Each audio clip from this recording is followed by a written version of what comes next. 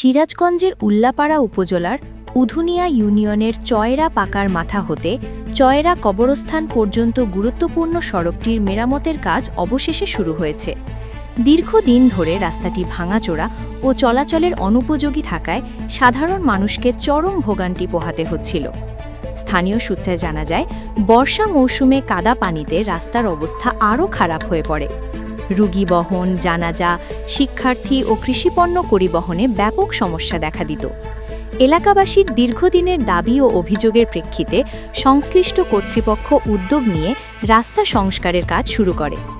বর্তমানে ভারী যন্ত্রপাতির মাধ্যমে মাটি ভরাট ও সমতল করার কাজ চলছে। কাজ শেষ হলে এই সড়ক দিয়ে যানবাহন ও পথচারীদের চলাচল অনেক সহজ হবে বলে আশা করছেন স্থানীয়রা। এলাকাবাসী জানান, দ্রুত এবং টেকসইভাবে কাজ সম্পন্ন হলে চয়রা গ্রামের যোগাযোগ ব্যবস্থায় একটি ইতিবাচক পরিবর্তন আসবে। তারা কর্তৃপক্ষের কাছে কাজের মান বজায় রাখার দাবি জানান।